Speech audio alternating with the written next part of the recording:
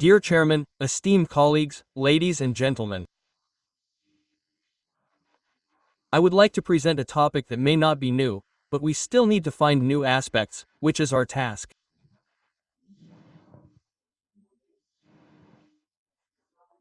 Regarding acute pulmonary embolism, we know that it falls under the category of venous thromboembolism, consisting of two entities, deep vein thrombosis and acute pulmonary embolism, which can lead to immediate death or also result in post-thrombotic syndrome or chronic pulmonary hypertension, affecting the patient's quality of life.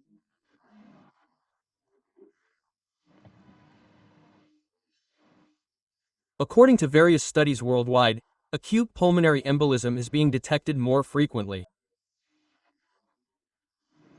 We also know that this may be due to improved conditions, better diagnostic capabilities, increased awareness, or also due to increasing life expectancy and related illnesses. What are the new points in venous thromboembolism, and in acute pulmonary embolism in particular? I will present them here from two perspectives. First, diagnosis, and second, treatment. Regarding diagnosis, I will discuss several points such as new scoring systems, the value of D-dimer, what to do when we cannot access diagnostic imaging such as CT angiography of the pulmonary arteries, and finally, the role of artificial intelligence in the diagnosis of acute pulmonary embolism. Regarding scoring systems in the diagnosis of acute pulmonary embolism, why do we need to use scoring systems? We know that acute pulmonary embolism has non-specific clinical symptoms that can resemble other diseases, even similar to acute exacerbations of COPD, as Professor Job just presented.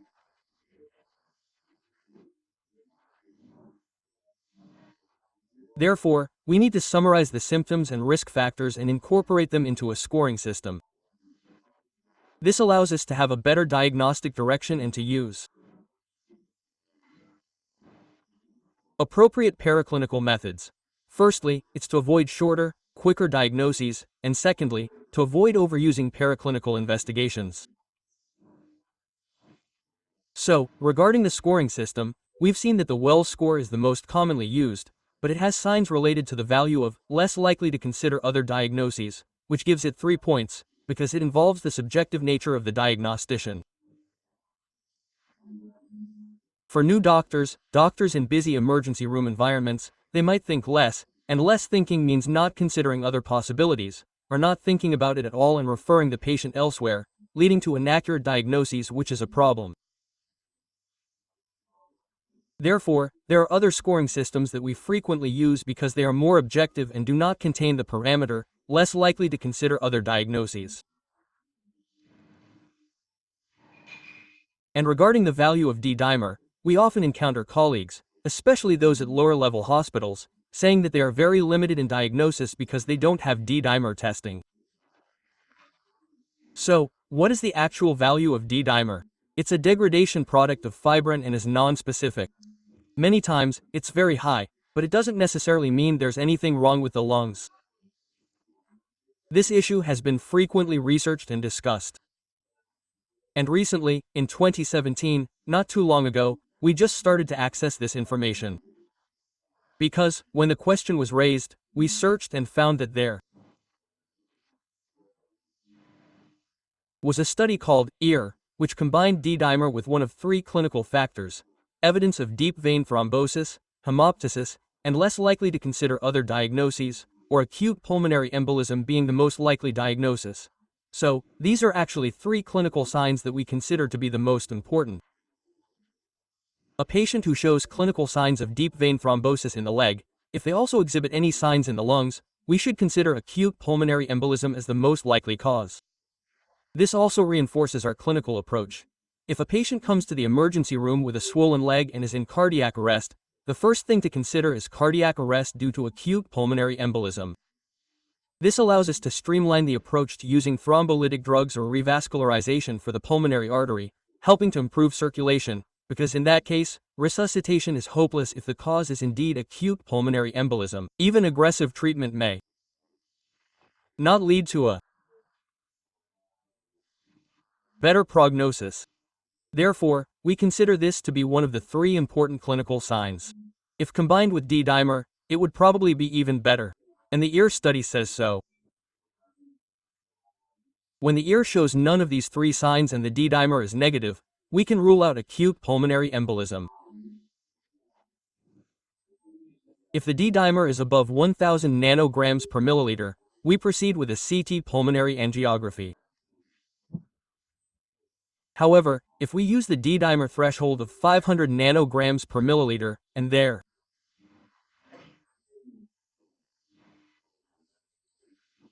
is more than one sign among the three, we can also rule out acute pulmonary embolism and move on to other things. If there is one or more of the three signs and the D-dimer is above 500, we proceed with a CT pulmonary angiography for acute pulmonary embolism. In short, the ear allows us to stratify the D-dimer into 1,000 and 500 nanogram per milliliter. Unlike before, when we only used 500 nanograms per milliliter. Furthermore, the European Society of Cardiology recently issued a recommendation that is no longer based solely on the 500 mark, but now uses 500 plus 10 multiplied by age. This is because it has been observed that in patients over 80 years old, the specificity of the D-dimer test decreases, and this level is being incorporated into recommendations stating that a D-dimer level below 500 plus 10 multiplied by age allows us to rule out acute pulmonary embolism in cases with low clinical risk factors. However, for those with high clinical risk factors according to the scoring system, we should not perform the D-dimer test. Even with a high sensitivity D-dimer test, the recommendation is level 3A, meaning we shouldn't do it to avoid wasting money for the patient and because it won't solve anything. In clinical practice, many colleagues say, "Oh, the D-dimer risk is very high, and we did the D-dimer test and it was also very high, so the clinical risk is already high, we don't need to do it anymore, it won't have any effect." The second point is, what to do. In cases where we cannot perform pulmonary artery CT angiography on the patient, we know that pulmonary artery CT angiography showing blood clots in the pulmonary arteries is the gold standard for diagnosing acute pulmonary embolism. However, we may not be able to do it or access it, perhaps due to the patient's condition, too severe, in shock, unable to move the patient, or because some hospitals, especially at the grassroots level, do not yet have the capability to perform pulmonary artery CT scans.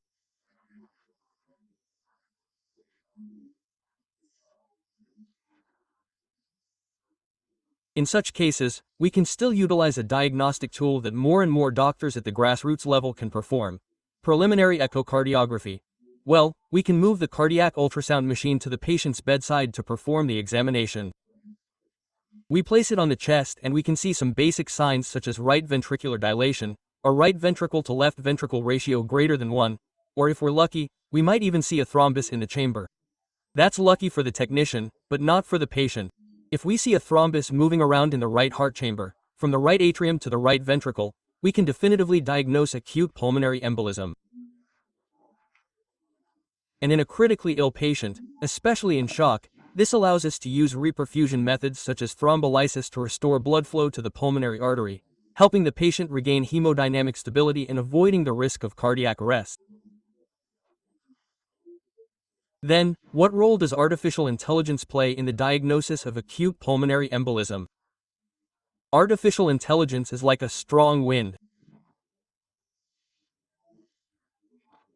blowing into all aspects of the diagnosis and treatment of diseases in our medical practice.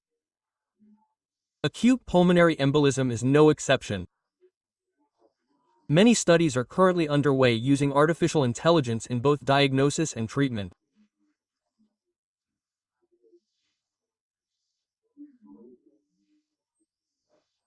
While there are many advantages, it must be said that the effectiveness of artificial intelligence still depends on the quality of our data. Is it good? Is it sufficient? And is the labeling of symptoms and signs in the data accurate?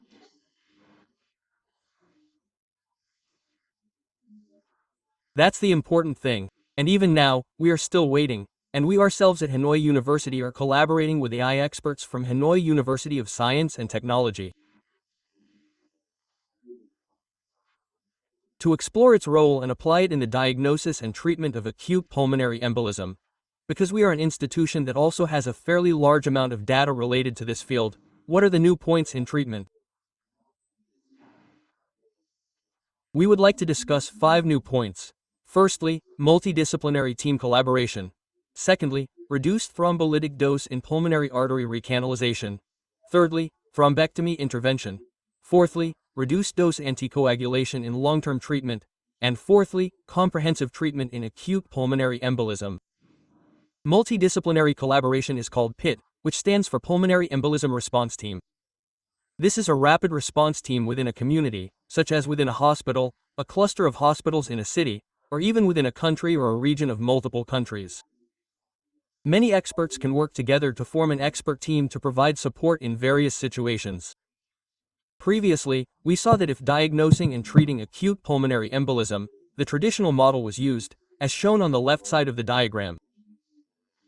On the left side, we see that it is very complex and cumbersome. Diagnosis is done on site, then consultations are held with each specialist, and then the patient is transferred from one hospital to another.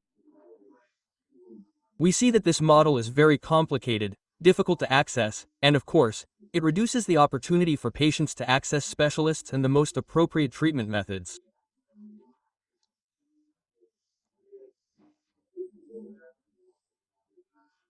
However, for about the last 10 years, the PIT model has been introduced, and it has been observed that from the moment a patient is suspected of having acute pulmonary embolism or is diagnosed with acute pulmonary embolism, activating this PIT team will provide recommendations, advice, and the most appropriate measures for the patient, leading to comprehensive care by various specialists. So, since the implementation of the P study, many hospitals and facilities around the world have also tried to conduct similar studies.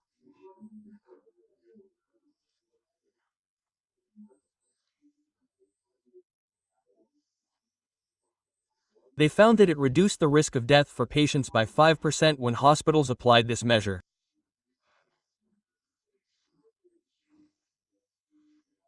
And from a time perspective, for acute pulmonary embolism, it's not like the brain or the heart, but it's about life itself.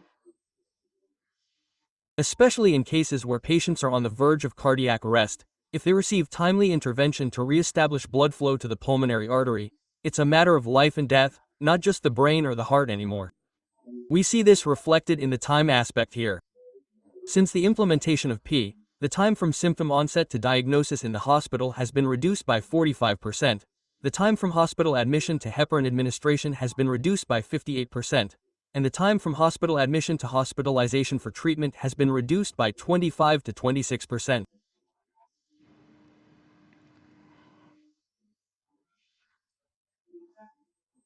There is also another study, a systematic review and meta-analysis, which analyzed the application of P in nearly 4,000 cases, with a similar number in the control group.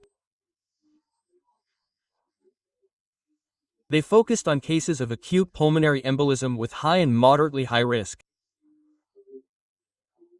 They found that since the implementation of P, the number of patients receiving direct catheter-based intervention for acute pulmonary embolism has increased significantly. And secondly, the number of patients receiving inferior vena cava filter placement has also increased significantly. This is understandable. We are internal medicine and emergency physicians and rarely use these methods. These methods are performed by interventional radiologists. We also realize that perhaps when we delve deeper and do more of something, we change our approach, etc.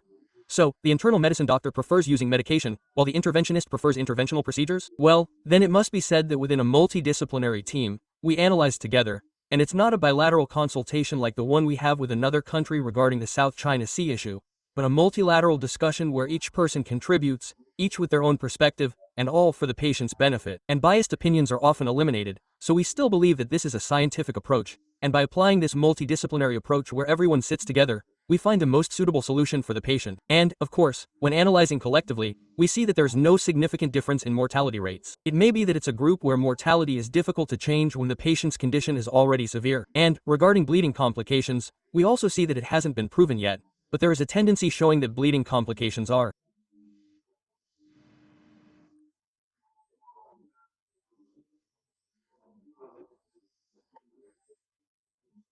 reduced in patients, in hospitals, and in areas that apply this multidisciplinary team approach in diagnosis. Specifically, we see a study by Jen and colleagues that showed a reduction in bleeding when applying the multidisciplinary team approach. Here, we see studies in general in China and colleagues showing a very clear difference when applying the multidisciplinary team approach.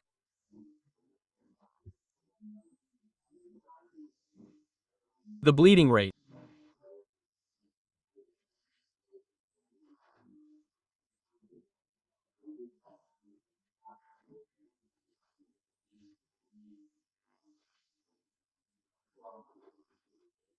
decreased significantly, very clearly.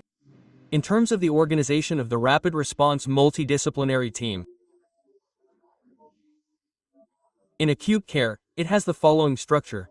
It includes doctors from various specialties. Of course, the emergency room is where patients first arrive, and the intensive care unit is ready when the patient's condition may worsen. It includes emergency and critical care doctors, cardiovascular internal medicine specialists, cardiovascular surgeons, interventional radiologists, hematologists, respiratory specialists, and clinical pharmacists. Quote, this is a group that we almost always find applicable, for example, to the group of patients with myocardial infarction or the group with bronchial asthma. This protocol can also be applied to them. However, within the feasible limits, we only participated and learned about this protocol in the context of acute pulmonary embolism. And some measures to raise awareness of this protocol include using posters, and we frequently organize group meetings. In Vietnam, we also have a group based on Zalo and another group for this purpose. We are a group that works together continuously 24/7, and we can use Zoom for online consultations through the Teleacu group. For example, we work with several hospitals in the north, central, and south of Vietnam, almost nationwide. These include Ba Ria Vung Tau Hospital and Tu Duc District Hospital in Ho Chi Minh City, which are quite far away, as well as several other hospitals that are also quite distant. We hope that more hospitals will participate with us in this P protocol group in Vietnam. And, another aspect, a new point in treatment, is dose reduction of thrombolysis. In 2001, the European Society of Cardiology began to introduce a protocol for pulmonary artery revascularization in patients with acute pulmonary embolism. This protocol is similar to the American protocol, which is 100 mg of ATPA infused over 2 hours. The second protocol is 0.6 mg per kilogram body weight, maximum 50 mg, infused over 15 minutes. In 2005, we began researching this in Vietnam, and we found that perhaps we should start with a low dose of 0.6 mg per kilogram body weight infused over 15 minutes. This might be suitable for Vietnamese patients because it is appropriate for their body weight. Secondly, it's budget-friendly because we only use a maximum of 1 vial, so wouldn't it be suitable for patients? We also conducted research and monitored whether this approach was being adopted globally. In recent years, especially in Group P, when applying Group P, doctors tend to discuss the risks and choose a lower dose for greater patient safety.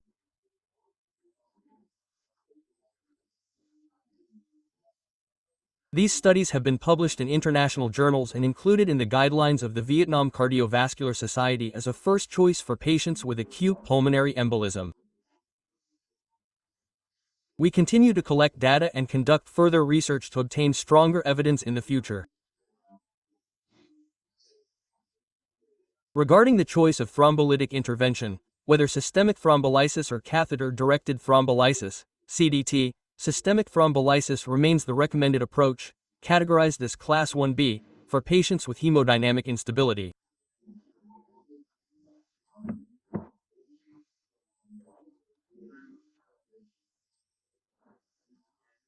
For high-risk and intermediate high-risk groups, when patients experience severe events, or when there is consideration of using systemic thrombolytic drugs or catheter-directed thrombolysis to remove blood clots, or using local thrombolytic drugs in the pulmonary artery, studies show promising results with local, catheter-directed thrombolysis.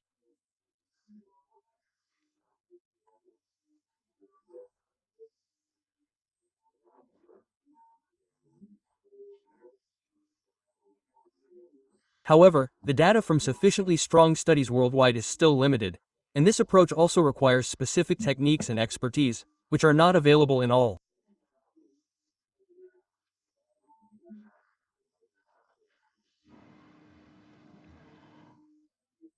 hospitals. Regarding thrombectomy, studies have shown that for local thrombolysis and thrombectomy, some studies found a lower in-hospital mortality rate in the systemic thrombolysis group, and the overall bleeding rate was not significantly different, but intracranial bleeding was lower in the group that underwent thrombectomy and local thrombolysis compared to systemic thrombolysis. However, the limitation is that there are not enough large studies to confirm this. And regarding the 2022 European Society of Cardiology consensus, the consensus on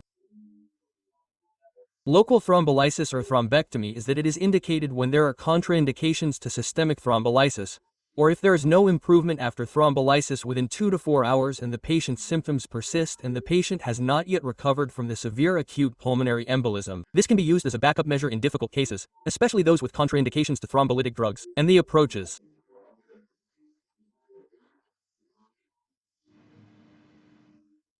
that seem to be trending worldwide, like in the US, involve using the ecosonic technique, which means placing a catheter in the pulmonary artery where the thrombus is located and using continuous ultrasound waves.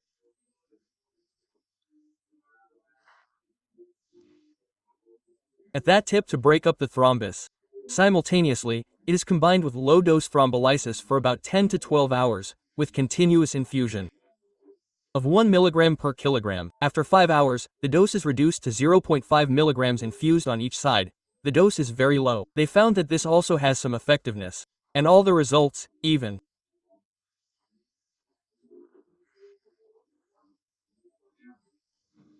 with a small sample size, such as a randomized study on 1 or 2 groups, a group of 30, a group of 29, showed a clearer reduction in pulmonary artery pressure or a reduction in the burden on the right heart after 24 hours and 48 hours compared to the group using heparin. And there are also studies that use other methods, also using the same method, but with different study names and fairly similar study designs on small sample sizes.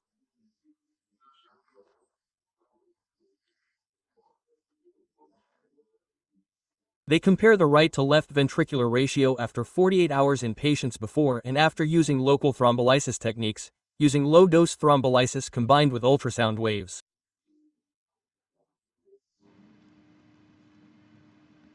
And regarding the reduction of anticoagulant drug dosage in the treatment of acute pulmonary embolism, in reality, studies have shown that after 6 months and 1 year, the risk of recurrent thrombosis in patients still remains. In particular, in patient groups with unknown initiating risk factors and patient groups where the initiating risk factors still exist, it is recommended to maintain treatment, especially with new DOAC drugs. Regarding the duration, it was previously recommended to use the standard dose, but then the dose was reduced. For example, Repang was reduced to only 10 mg, and for apixaban, it was reduced to 2.5 mg twice a day, meaning half the dose was used. They also found that the protective effect was still good, while reducing the risk of bleeding. And it wasn't intentional, but for some subjective reasons, for the past 10 years, we have encountered patients who have problems after 1 year, and we also reduced the dosage, and surprisingly, the recommendations later reflected this. Unfortunately, we were not involved in these studies, and only raised these questions at various conferences. Finally, regarding comprehensive treatment for patients with acute pulmonary embolism, we also see that for patients with lung diseases such as COPD and asthma, we see comprehensive treatment. Besides health education and combining various health promotion measures, for acute pulmonary embolism, people are now also paying attention to comprehensive treatment for patients. And for Vietnamese patients, we still lack a lot of knowledge in this field, so comprehensive treatment is extremely important. And this is the comprehensive treatment pyramid for patients with acute pulmonary embolism. We see that at the top, it still mentions reducing the dose of thrombolytic drugs for patients. In summary, this report emphasizes the following points. Acute pulmonary embolism is often overlooked when we only diagnose it when we think of it, and this is not a rare disease. And missing the diagnosis can threaten the patient's life. Overdiagnosis can lead to costly treatments, and even affect the patient's health because we overuse medications. Therefore, we need to combine clinical scores and D-dimer levels with the current recommendation of age 500 plus 10 multiplied by age. That is the threshold, and we can use echocardiography to determine, especially in cases where the patient's life is threatened, such as shock, or the patient has circulatory arrest for a very short time. In such cases, we cannot send the patient for pulmonary artery CT angiography to determine the diagnosis, so we can use echocardiography to look for indirect signs, and even find thrombi in the pulmonary artery, in the initial segment of the pulmonary artery, as well as in the heart chambers. This helps us ensure better revascularization for the patient and requires establishing a network of experts to provide faster access and choose more appropriate methods. This is a global trend, and thrombolysis can reduce the dosage for cases based on our experience with Vietnamese patients. In particular, it has been proven to reduce the risk of bleeding in patients undergoing clot retrieval procedures. Furthermore, there is an increasing recognition of the special role of using ultrasound combined with low-dose thrombolysis in the pulmonary artery. It also helps reduce the risk of bleeding, especially intracranial hemorrhage, when compared to cases where we have to use thrombolytic drugs alone. That concludes my presentation. Thank you for your attention.